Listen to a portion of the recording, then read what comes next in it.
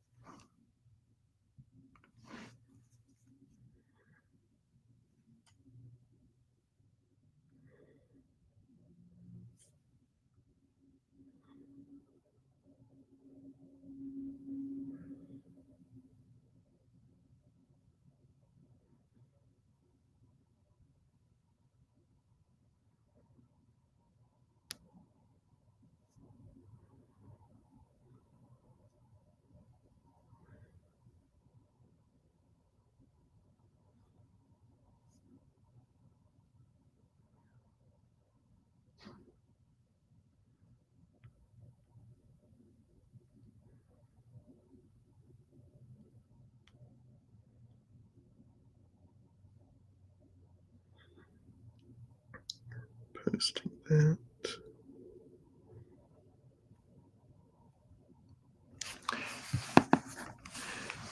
All right.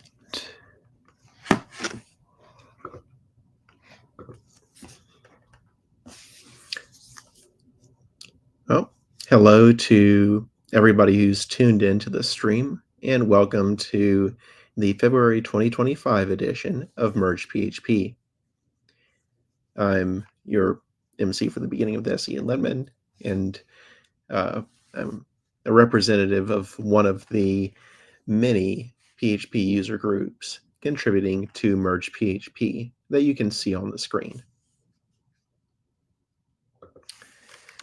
Merge PHP is a collection of PHP user groups dedicated to providing content to the broader PHP community of PHP and PHP adjacent things, of learning how our programming language ticks and getting better at our craft.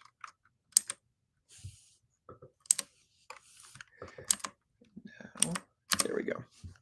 And you can see here the large bunch of user groups in our merry band. Let me switch to showing just the screen, or like, there we go. So you can see all of the logos rather than my face obscuring CPHPs.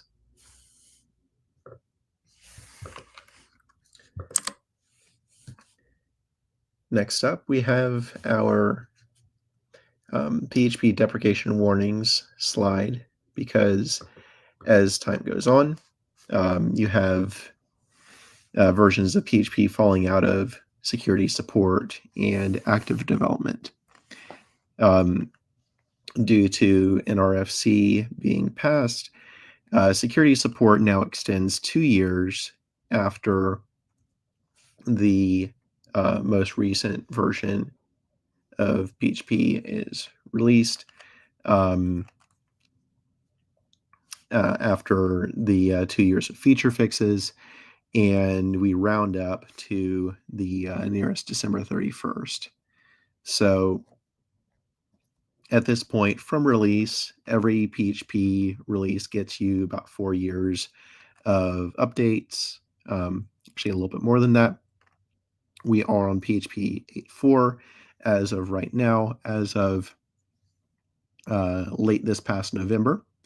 And if you are running PHP 8.1, you have until the end of the year to either switch to a distribution that is going to backport security fixes or upgrade to a newer version. If you are using 8.0, that release did not get the extended security fixes window.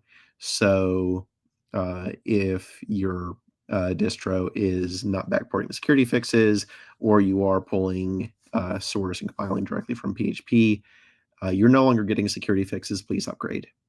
If you're on 7. Whatever, hopefully you're paying Zen to keep you secure, because otherwise you're going to have unpatched CVEs there. So with that, we have a number of conferences coming up in the community. PHP UK is just a few days. It is a one-day conference this time around, rather than the 2 or 3 days that we've seen previously. If you want to head the other direction from the US, there's a conference in Nagoya that is February 22nd. If you'd rather stay on this side of the Atlantic or Pacific, there is Confu in Montreal, February 26th and 28th. Symphony Day in Chicago in mid-March. DPC right after that in Amsterdam. Another Japanese conference in the Tokyo area in a little bit later in March. Symphony Live in Paris. Symphony Live again, but this time in Lille, shortly thereafter. PHP Day in May in Italy. PHP Tech, May 20th through the 22nd in Chicago, at the same venue that they've been at the last few years, which is walking distance from the rental car return at O'Hare International Airport. A Brazilian PHP conference that I am not going to try to pronounce because I do not speak Portuguese. That's in Santa Catarina. And then IPC Berlin in early June. There are a number of other conferences later in the year that, as the year goes on, we'll update this slide to reflect those. So, for example, by the time we have next month's Merge PHP, that entire top row will have happened, and we'll get another 3 later on. So that's that.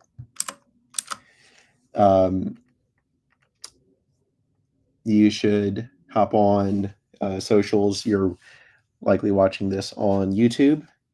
So definitely like, subscribe, and hit that notification bell. If you are on a certain social network that people keep calling Twitter, we might post there, but realistically, follow us on PHPC Social, on the Fediverse, Mastodon, or the like. I'm going to go back and make sure. Here's the slide I was forgetting. If you don't yet have what I would say is the best PHP IDE out there, and it's not even close, in PHP Storm, you should pick that up. And you can do so for free via the JetBrains license raffle that we have here. That gets you a free year of any JetBrains product, whether that is PHP Storm, Goland, WebStorm, RubyMine, if for some reason you want to use Ruby, PyCharm, etc. Just be the first to email Chris at Atlanta PHP, and that's how we raffle things off.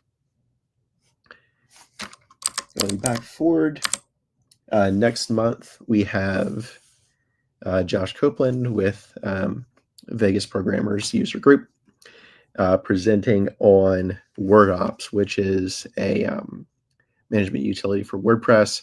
You can see a bit more on that on screen, and as usual, that'll be the second Thursday of the month, 6 p.m. Central, 4 p.m. Pacific, 5 p.m. Mountain, whatever time zone Arizona is in, and 7 p.m. Eastern time. And that would be, I believe, daylight savings time will not have happened at that point, so that'll be still midnight UTC rather than 11 p.m. UTC. So if you would like to present at Merge PHP, you can submit to be a speaker using the link on your screen right now. You can also drop us a mention at either Twitter or on the Fediverse. Again, Fediverse is going to get you a quicker response because I actually have notifications set up on my phone for that one. But we would love to have folks presenting on either PHP or PHP adjacent topics on Merge PHP. So it's not just rotating through mainly user group organizers here to present. With that, we have for tonight Eric Poe. He is main organizer at the KC PHP user group, and which they actually have not only this but also a an in-person component for coffee and such. And I should actually drop this back out because I am covering the presenter screen here. Bear with me. There we go. So for folks who are on a smaller screen and may not be able to read the entire description of this, reading the comments is always a bad idea in social media. However, for a socially developed language like PHP, reading the comments will give you insight into the background of existing and upcoming features. Since version 5.3, PHP itself has had a social side to its curation and development. Features and deprecations are proposed, discussed, and voted on in the formal RFC or request for comments process before they can be implemented into the core language. Let's take a look at some features, including up-and-coming features, through the lens of the RFC and see how we can use the new knowledge to improve the development experience of our daily dev work. With that, I am going to turn it over to Eric and stop sharing my screen. Well, thank you, Ian. I think you just pretty much shared my entire slide. So thank you, everyone, for coming. It's been a good evening. I guess I could show something else. Let's find out. See if I go to this button and share my screen. How about that? Uh-oh.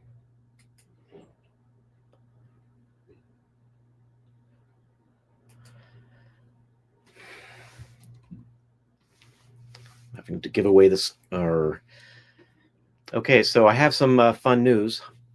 I got to quit and reopen because I just had to grant Chrome the ability to share my screen. So I will be back in 2 shakes. Just a moment.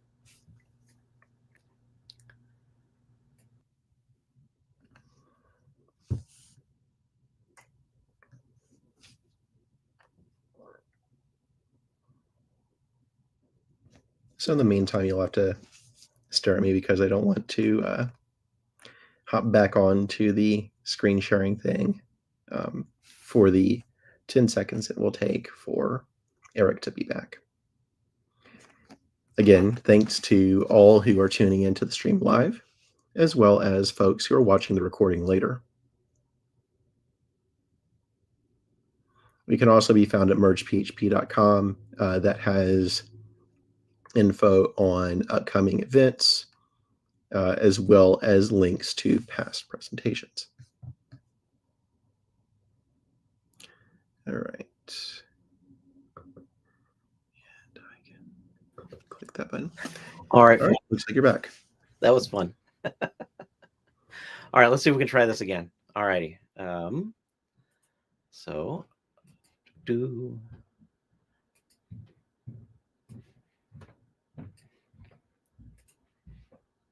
And I'm going to go ahead and this time I'll choose to present and share my screen.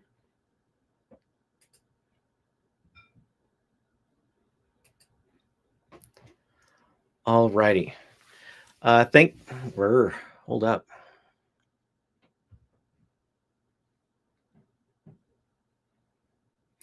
Well, we're going to be seeing some additional real estate, I guess, on my browser. So thank you, everyone, for coming to the talk today for what is new in PHP 9. I know this might be hard to believe, but I created this cover slide myself. This is not professionally done. I did not pay big bucks for it, but it's my attempt to come up with what I see perhaps as the the logo for PHP 9. So we've got the PHP with a 9 superimposed over the final P. That is me being creative. How about that? So with that, let's talk about what's new in PHP 9, and where we will see the future and discover the past in PHP RFCs.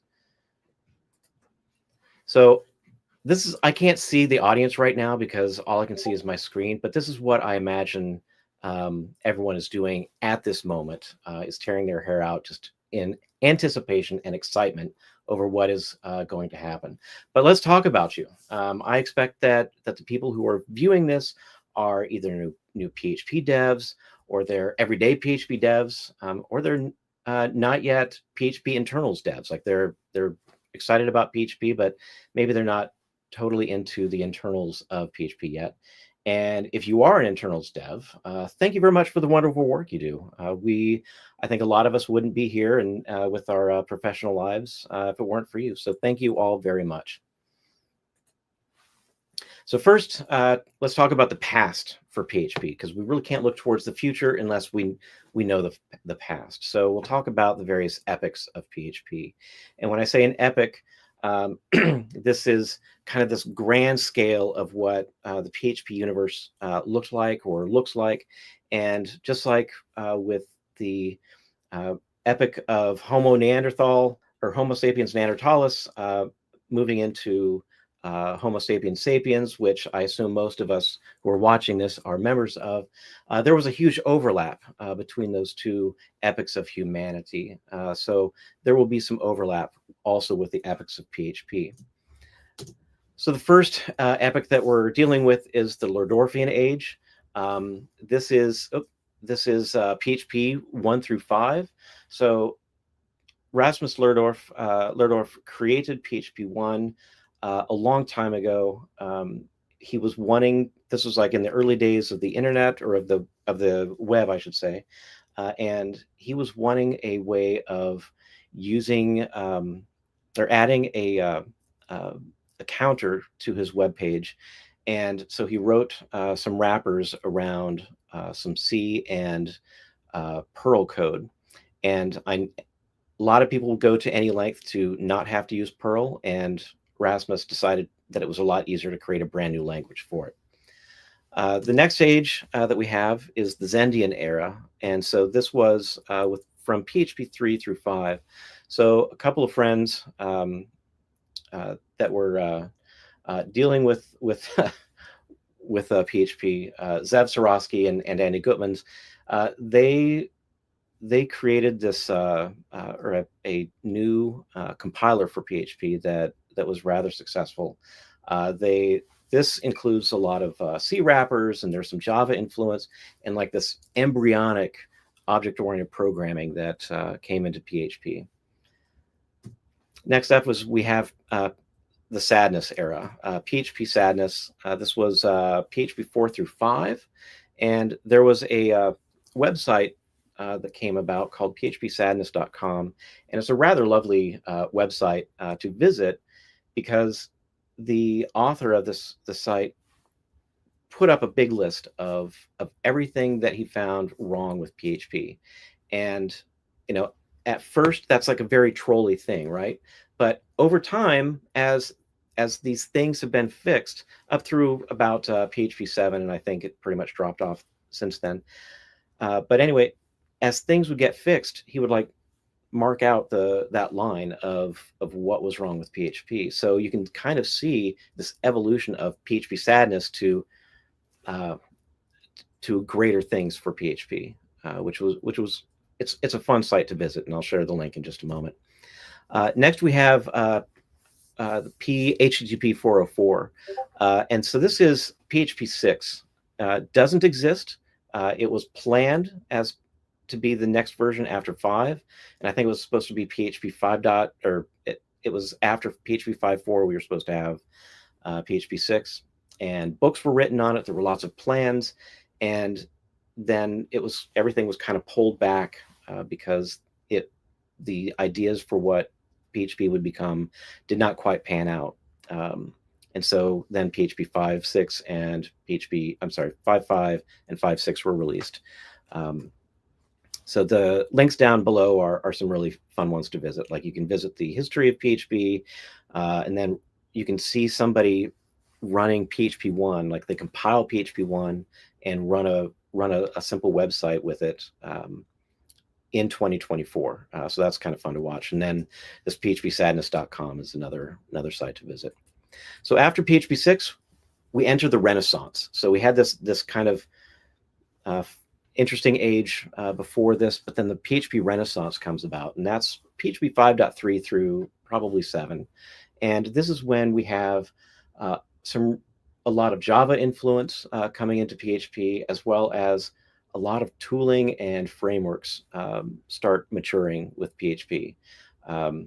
We've got Composer coming out in this time, and revolutionized the way that we build a PHP site using namespaces and pulling in third-party packages into PHP. We've got frameworks like Laravel and Symfony and Zend coming out, and Laravel just recently released version 10, so that's pretty exciting. But anyway, so these really great things are coming about with PHP, and you can really start to see PHP mature as a language at this time. Next, we have the hip hop hooray age, and that is roughly PHP 5.6 through 7. And so this one has a lot of Java influence and more. And really, I think Sarah Goleman, who is a core PHP developer, was instrumental in creating this when she was with Facebook. And this HHVM was just a really great way of speeding up PHP and exciting the community to show what PHP could look like if it was served faster and had better things around it. And so that really got people excited, and PHP 7 came out, and it's been exciting ever since. So this was Facebook's catalytic contribution to PHP with HHVM. Next, we have the industrial age, and I'd say that's where we are now with PHP 7 and 8+. We've got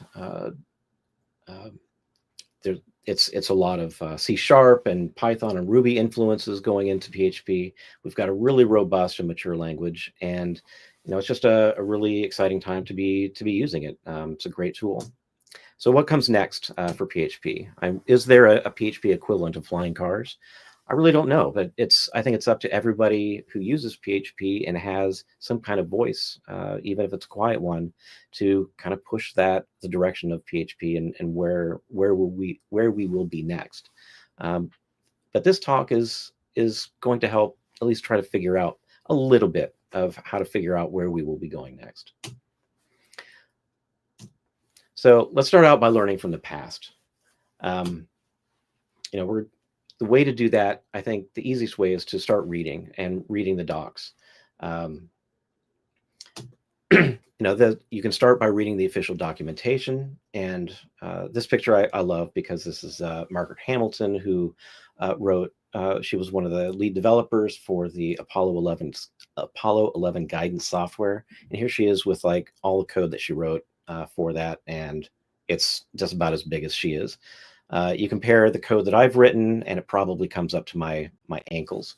So a huge hat off to Margaret Hamilton for the work she did and paving the way for so many others to use programming languages. So with the official documentation, PHP docs are a great resource for learning what you need to know right now. So what I mean by that is, like, we can go to the PHP docs and look up a method or a function in PHP and get some good information. So like if I go to, oh, that was fun. If I go to the graphing string length, this is something that I've never used before, and I came across it recently and was trying to figure out what the heck it does. And we get this just really good information about the grapheme string length, that we can get a string length in grapheme units, not bytes or characters. Well, the first question that comes up is, what is a grapheme unit, right? And so we can Google, or we can search for that and find out that it's essentially like an emoji would be a grapheme. And so how many emojis is in length is this string? So it's rather interesting on how we can do that. And we get either an integer or a false or a null in return for whatever that string is, because maybe it's not a grapheme that we plugged in. That's, we can get some information, we can get some interesting information out of that. And so here's an example of where we can use grapheme string length, and we can plug in this business and get out a length. So how does this look? So so this is the small letter A with a ring above, and then this one is a Latin small letter O with a diareses. And so we can do a string length of ABC and then plus a few of those pieces, and we get 6. So even though this is a lot longer than a byte, we get 6 out of that with the ABC plus these 3 different items. So that's rather interesting. And then we can get more information about, we can get more information regarding some of the things that are related to the grapheme string length. So this is good information. And then we get the user contributed notes, which are helpful. Depending on how old they are. When you go in and you see something from 12 years ago, you know that maybe there's better ways of doing the same thing now, given improvements in the language, and then also framework and such. So we can also, another level like higher than going to the documentation or the official documentation, is going to the forums. And there are different places where you can do this. You can go to Discord with phpc.chat. This is a great location on Discord. This is the PHP community hanging out, and there's quite a few people who are well known in the PHP community, as well as some internals, people hanging out in that Discord. So it's a great place to go and ask questions or be inspired. Reddit also has an RPHP location, which is still fairly active. And then Room 11 within Stack Overflow is a place where various people who are internals, developers, or and other members of the community hang out and discuss. Another place you can go is the internals mailing list. Like if you really want to get into the nitty gritty, you can go for the old school news group, complete with the news protocol, and subscribe to that. You can get on the mailing list if you really want to turn on the fire hose into your email, and read these as they come out, and you can reply back if you so desire. Or you can do something which I prefer is just the read-only and searchable version of the internals mailing list, and that is externals.io. So what this looks like is we've got it up to date, and people are discussing various aspects of PHP. So like here's a discussion of optional interfaces that came out a month ago, or this discussion started about a month ago, and this is dealing with the RFC, the request for comments. Here's with a vote started a day ago by Larry Garfield with static property asymmetric visibility. So let's take a just quick look at that, what that looks like. So here he is saying that he's opening the voting on that, on the static aviz properties. And that voting will be open until the 26th of this month. I'm not going to click on this yet. Eric, sorry, can you hear me? I can. It seems like you have another window or a terminal or something that's not visible to us. I picked that up on like the level 1 slide where you're describing characters, and I wasn't seeing any of that, and we're not seeing what you just referred to just now. Well, that is no fun. Okay, let me see if I can figure this out. I appreciate you bringing that to my attention. I'm going to Took me a minute to figure out how to jump in and tell you here in the StreamYard config stuff. I'm sorry? It took me a minute to figure out how to jump in and tell you with all the StreamYard options here. Yeah, no doubt. Well, this will make a very interesting talk if I can't share these screens. Or let me rephrase that. A more confusing talk if I can't share those screens. So let's see if I can. So I'm going to stop the script. No. What do I do here? Present. I'm going to stop the screen. Hopefully that doesn't stop the stream. The word is screen. Okay. I'm going to present again. Share the screen. I'm going to go with the entire screen. How about that? We'll go with this one. Okay, we get Streamception right now, right? Yeah. Very good. Okay. The grapheme string length is this page. You can see that, yeah? Yeah, that's showing up. Okay, fabulous. All right, thank you. So let's go backwards a little bit. So the grapheme string length, we've got, we have a description of what that, or we show what the function signature of the grapheme string length looks like, that it takes in a string and then it returns an integer, a false, or a null. And it gets the string length in grapheme units, not bytes or characters. And if you search for what a grapheme is, it's essentially like an emoji or I think maybe even a UTF character, UTF-8 character would be a grapheme. And so one of the examples given is using this flag to find the string length of that. And we get 28, which is obviously wrong. And the multi-byte string length is, it doesn't say what it is, but it's not the right answer.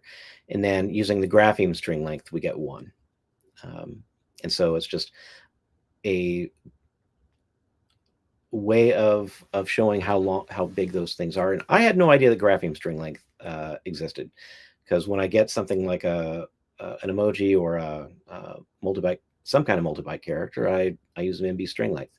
But maybe grapheme string length is well, it's now an alternative in that tool belt for how to look at the length of a string. What I was showing on, let me do it this way. That's interesting. All right, so the externals IO is, what? This is not good. Let's try it this way. Okay, so I was showing the old school news groups. We had the news and the internals and then the externals IO.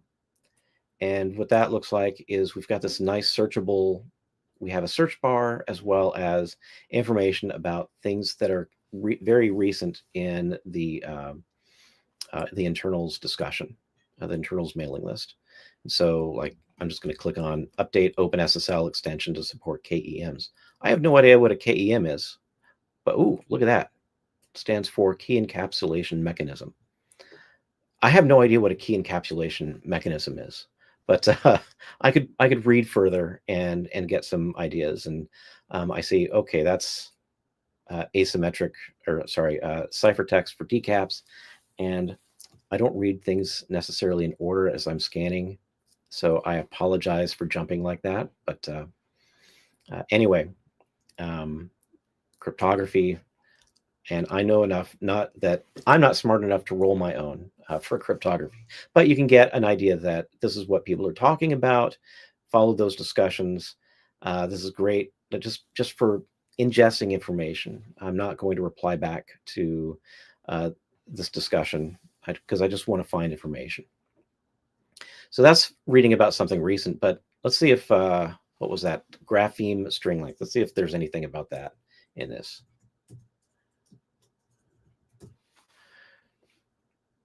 So there's already this discussion of deprecating and removing UTF-8 encode and decode that might have something to do with that.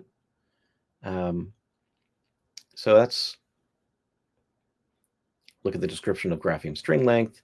So anyway, there's some information in here that, like, you can really get into the nitty gritty of these various functions that are available to us in PHP, and realize that, you know, it's not just a passing thought of some developer as to why we have that. I will say there's a good chunk that were passing thoughts of some developers, and we'll get into that in a moment. But you know, just like an itch to scratch is the reason why maybe we have some of these functions in PHP. But now there's more thoughts into that. So really, for me, I would stay away from internals news group and the internals mailing list, and I would just use externals IO, unless I were wanting to be an active participant in that discussion. So let's take a brief history at a brief history of datetime.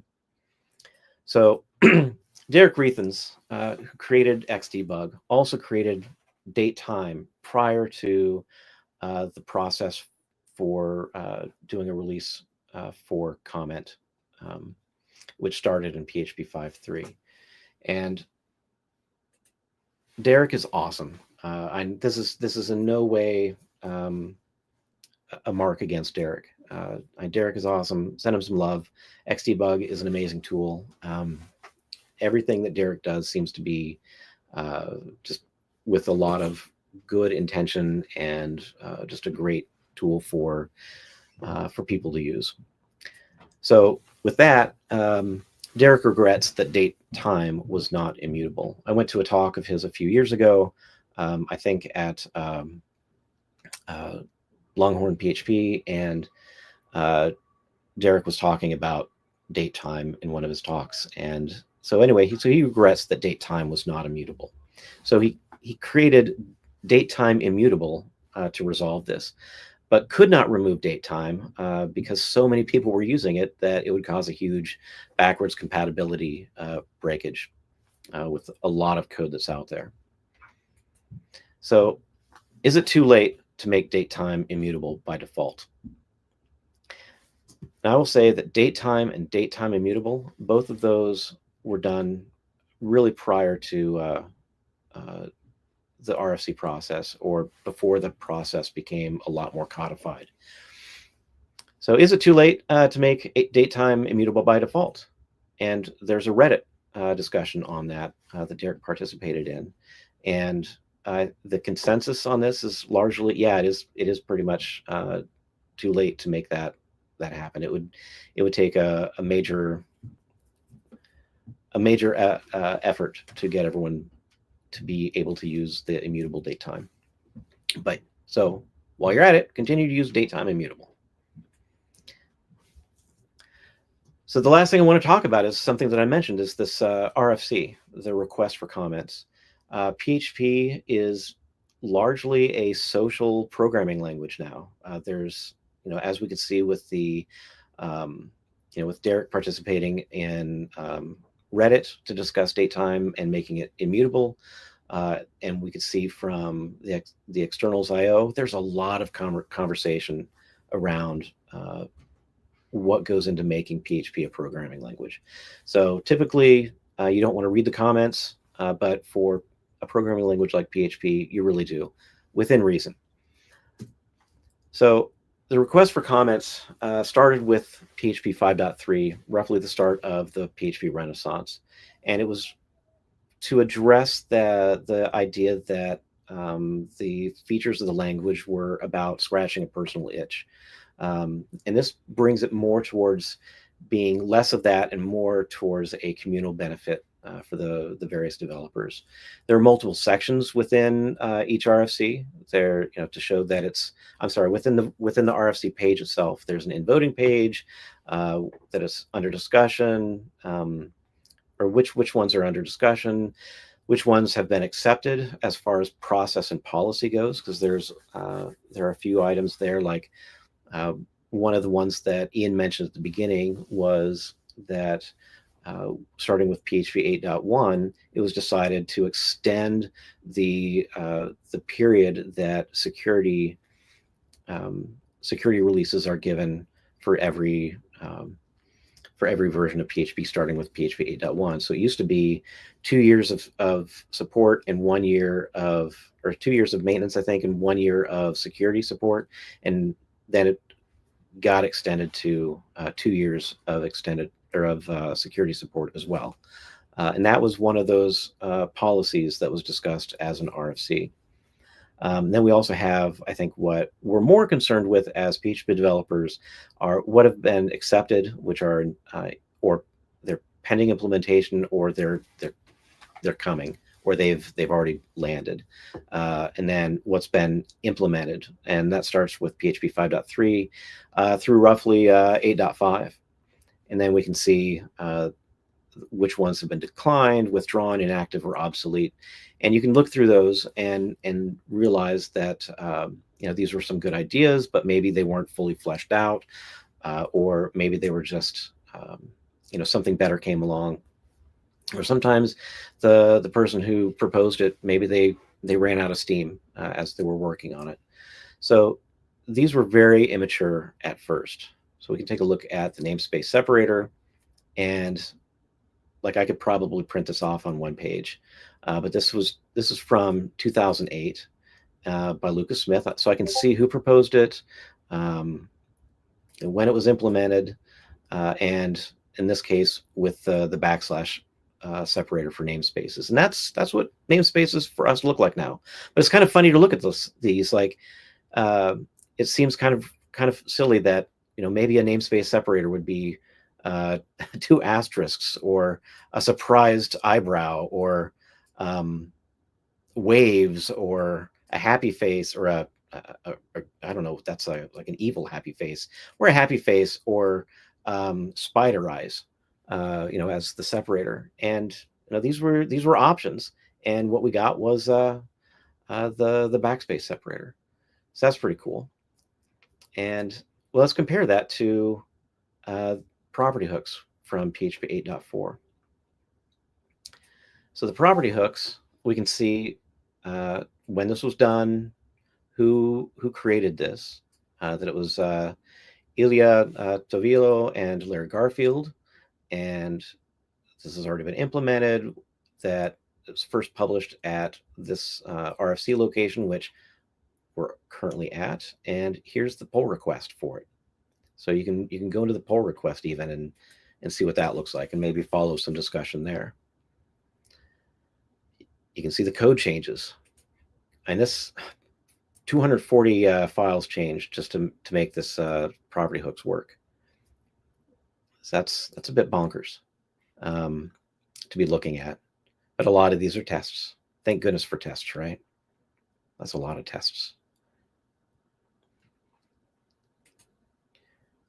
So anyway, with that, let's take a look again at what the RFC looks like. We have this really nice introduction here, and we can see that the design and syntax below is most similar to Kotlin. So we were talking earlier about how there were a lot of features in early PHP that were based on, or wrappers around, C and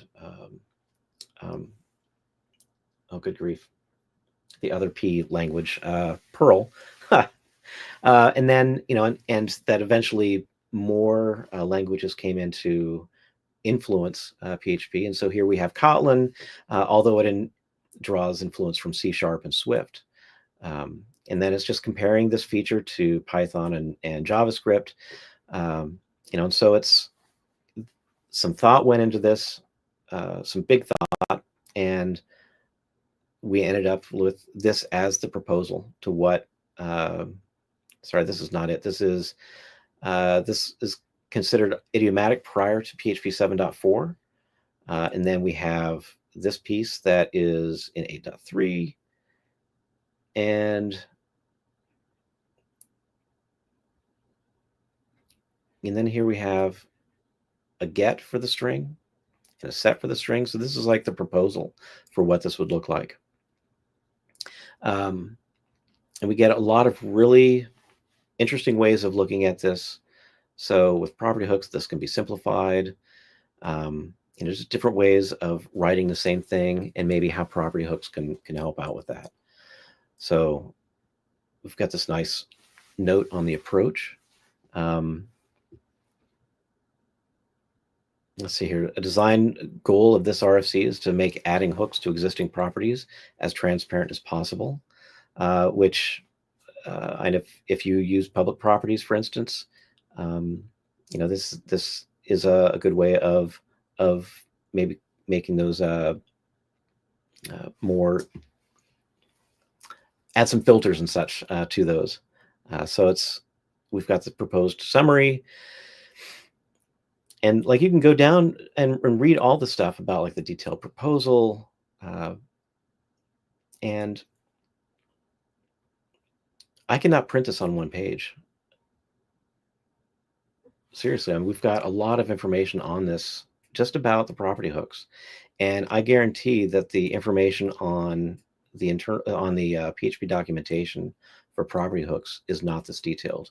So it's just as a curiosity, property. Can we do that? Well, points me to the RFC. Because I'm on WikiNet, let's go to PHP. Sorry. There we go. So the property hooks, I can print that on a few pages. We get really nice information from that, but we get the thought behind property hooks, if I can find it. Nope, right there. We get, this is not it. Yeah, it is. Okay, we get the thought behind property hooks and the arguments for and against within the RFC. So if you really want to get into maybe why things were done a certain way, not how things are done, but why things are done, the RFC is just a great location to go to get that information. And so you can read this as it's being proposed and follow it along, get excited about it, maybe reach out to Larry or to Ilya and say, I'm really excited about this, and be able to share your thoughts or ask questions about why a certain implementation is being proposed, and they could take that into consideration. And we've got, good grief, we can see how this was voted on. So 2/3 majority is required to pass, and we can see who voted, how they voted, and where that pull request is, which we've already seen. And we know that this has been implemented in PHP because we found it in the documentation. And this is part of, this was released with PHP 8.4. So let's take a quick look at what the RFC itself looks like, the RFC page, because I mentioned it and we didn't go anywhere with that. So /RFC. So the request for comments page, sorry. And so these are the sections that I had mentioned earlier with the general information about like what's currently being voted on, first class callables, inconstant expressions, and asymmetric visibility for static properties. I think we saw that one in the externals IO page that we looked at a few minutes ago. Yeah, so the static AVIS.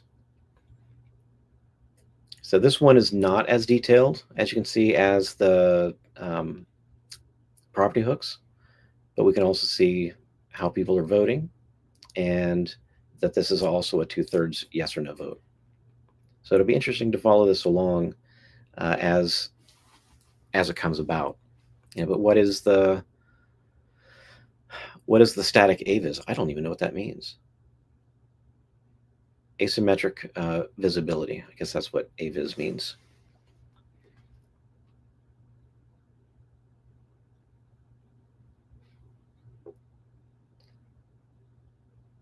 So some interesting things along there. If you want to read along, you're more than welcome to. Just check it out. But what if the official documents? And I want to continue on. What if the official documents aren't enough? Like what are fibers? I've never used them. So I can start out with the official docs and read up about fibers. That I can suspend them. Okay, neat. That prior to PHP 8.4, switching fibers during the execution of an object destructor was not allowed. Okay, neat. I can see an example of how it's used, which that I don't find that very helpful to me. Like, why would I want to use this? How would I use it? I don't know. But maybe if I understood fibers more from other languages, this would make a lot more sense. And I say, okay, that's easy. So that's good, but it's light on information. I want more. I'm a curious person. I can go to the RFC on fibers and read about that. And we've got a lot of information. I can see what this is like. Like, we've got similar things in AMP or AMPHP, React PHP, and actually, no, that's not what it says. So we've got boop, boop.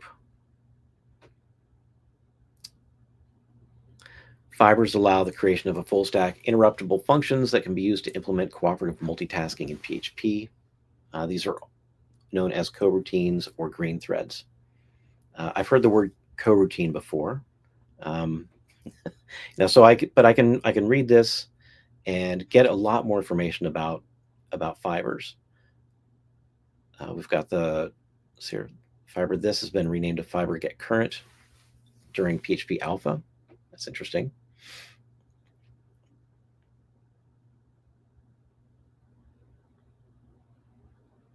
What happens when a fiber is not finished?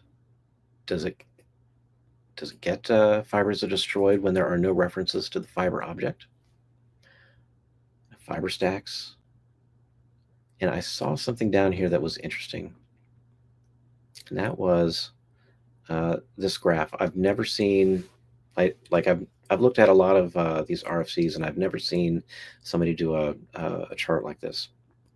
That's not what this word is. Graph like this. So that's really helpful to see just how the execution goes with fibers. So I'm getting some really nice information out of this, and I'm speeding through it right now just because we're pressed for time. But you can imagine I'm really able to read this quickly because I've got a really large brain and it's pulsating right now. But fibers, just a lot of really neat information. Good grief. We can see again how it was voted on. Looks like there was quite a bit of people not in favor, but it still passed with more than a 2/3 majority. So that's interesting. So, doggone it. Try here. So that's the RFC. Include links to other sources and how other languages use similar features. We saw that. And we can also go to the RFC discussion in externals IO. And look at the size of the scroll bar. It's itty bitty. There's a lot of discussion here. And I think you will get your fill from that. So with that, let's see what we can do about predicting the future. The RFC tells you what's coming. And in that RFC, let's see if we can go back to the RFC page. Nope. Good grief. Let's go back to that page. Go backwards. Nope. X out of a lot. Boy, I'm starting to really dig these tabs. All right, so we've got these various sections. So going back to what's new, believe the section for what is the next PHP release. When I wrote this, it was 8.4, but right now it is 8.5 for what's coming next. And we've got this implemented in PHP 8.5. So we know that these are coming for PHP 8.5. Closures and constant expressions, persistent curl share handle improvement, and error backtraces version 2. So let's see what this support closures in constant expressions looks like.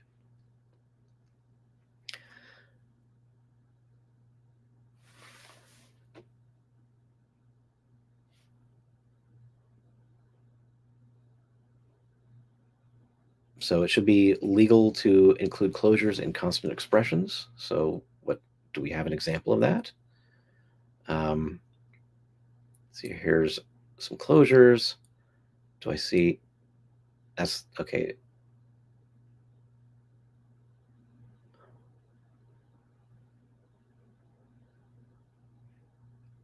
Well, I am having a hard time reading tonight. But anyway, so like a use case, I've not seen this done before. That's interesting. Oh, good grief. Yeah, this looks pretty cool. So this is definitely something to read into and get more information out of. The voting phase. Let's see what that looks like, or the in voting phase. We have this information that we looked at recently. So there's just 2 things that are currently being voted on, and we can read a lot more about those and get excited about them, or either in a good way or in a bad way, like, oh, this is a bad direction for PHP. But as you're looking at it, you can get excited.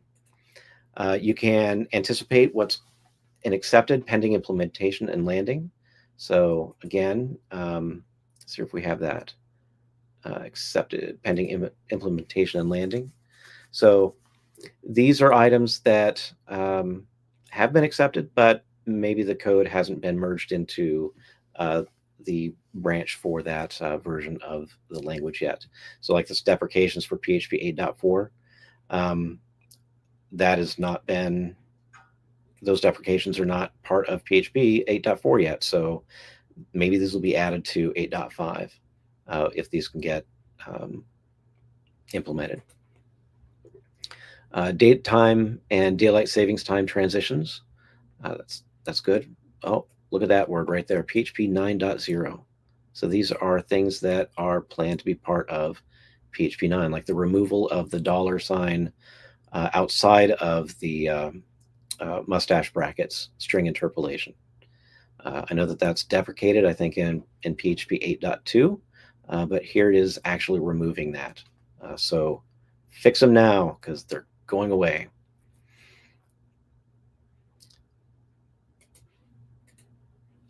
And then if it's under discussion or in draft, I wouldn't hold your breath on it, but you can still take a look at it. So it's here we've got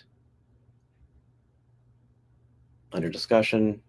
So a whole bunch of things from just a few days ago to, so we've got a few years ago with nullable casting.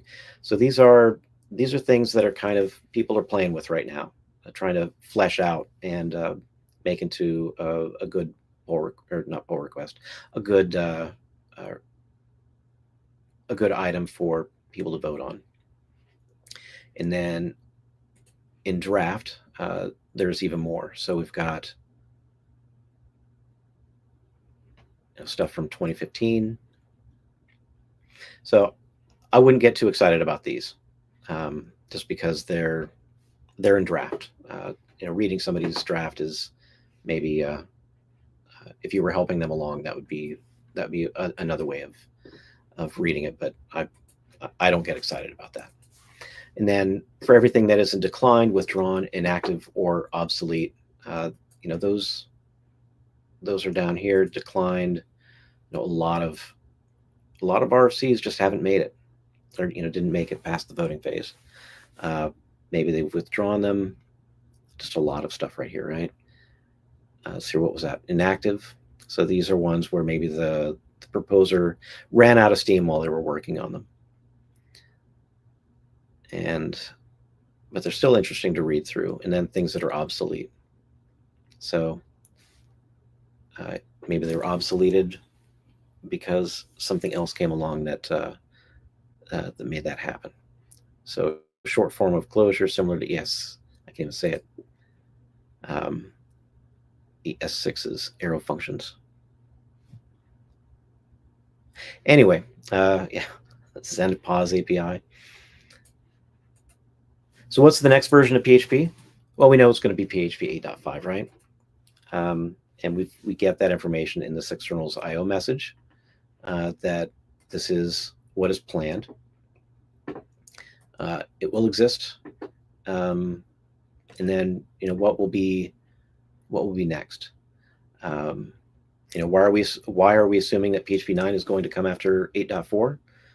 Well, we're not assuming that anymore because this decision was made that the next version is 8.5. We can see already, like on PHP Watch, wherever that is,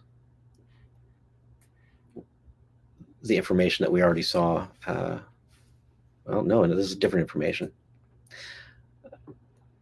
I'd like to know where they get this information, because like this PHP build date constant, I did not see in that RFC. And that's what looks like. The build date will be in American form rather than ISO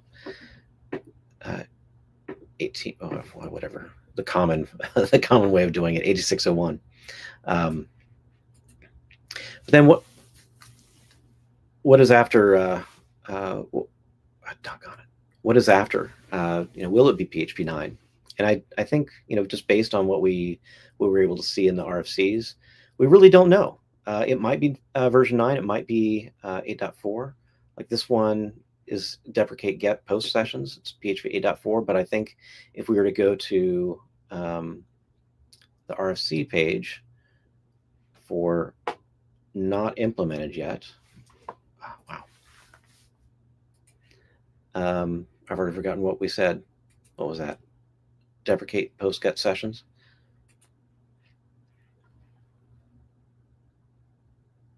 So remove get post sessions for PHP 9. So it's proposed for that, but it might end up being, I don't know, PHP 8.6. Let's see what actually comes next.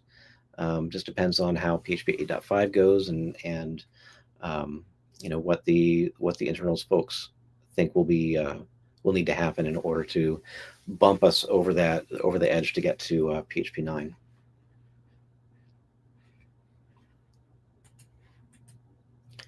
So what did we learn today? We learned official places to find documentation. We learned unofficial yet great places to ask for or search for information. We learned how to guess what's coming in PHP and how to know what's coming in PHP. And here's a bunch of links that I have for the various pages that we looked at, and some that I mentioned but we did not look at.